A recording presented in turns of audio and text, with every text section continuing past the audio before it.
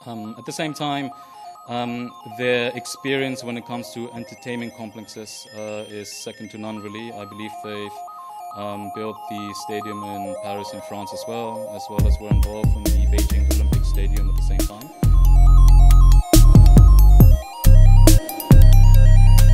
Tak jadi lokasi tes pramusim, sirkuit Mandalika dapat lakukan ini demi peningkatan trek.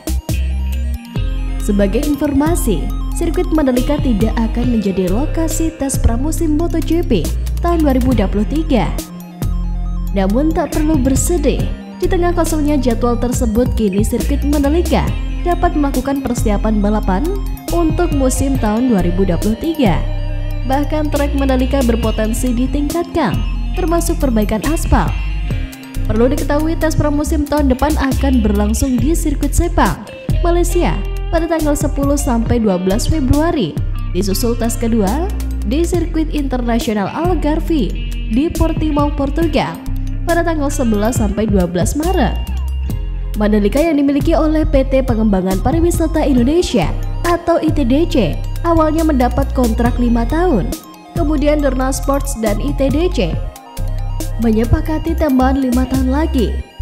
Joko Santoso dari Humas MGPA pada hari Senin tanggal 8 Agustus 2022 mengatakan sirkuit Mandalika memang tidak lagi menjadi lokasi tes pramusim MotoGP 2023. Pemilihan Mandalika sebagai lokasi tes pramusim MotoGP tahun 2022 lebih karena trek di Pulau Lombok itu masih baru dan sekalian untuk menguji seluruh aspek operasional balapan.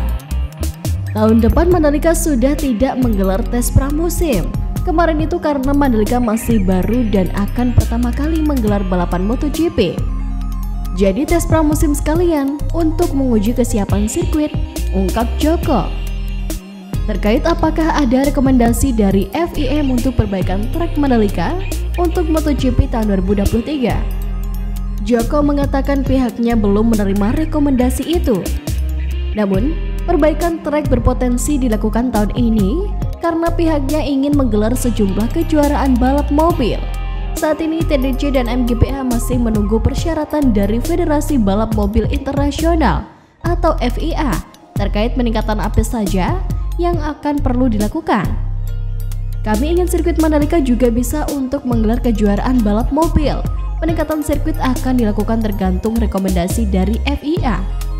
Bisa perbaikan aspal atau yang lainnya, misalnya run-off kurang lebar. Kita masih menunggu apa saja yang perlu ditingkatkan supaya Mandalika juga bisa menggelar balapan mobil, ungkap Joko.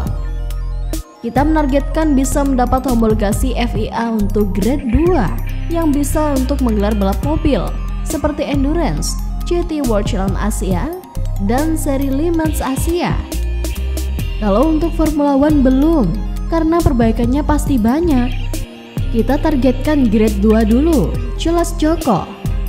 Jika nanti ada syarat peningkatan sirkuit dari FIA, lanjut Joko, pihaknya akan tetap berkoordinasi dengan FIM supaya sinkron.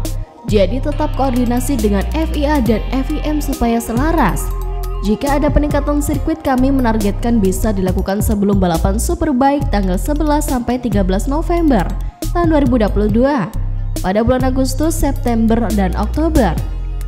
Jika tidak memungkinkan, pilihannya setelah balapan Superbike, ungkap Joko.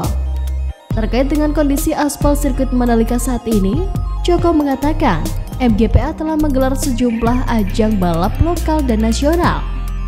Juga kegiatan sejumlah komunitas sepeda motor dan mobil. Kegiatan itu untuk menguji trek apakah aspalnya terkelupas atau tidak. Ternyata aspalnya baik-baik saja.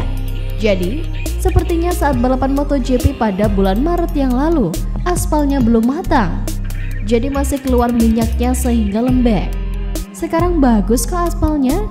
Tetapi kita tunggu saja apakah perlu dilakukan perbaikan atau tidak, ujar Joko. Lantas kapan ya pengaspalan ulang sirkuit Mandalika akan dilakukan?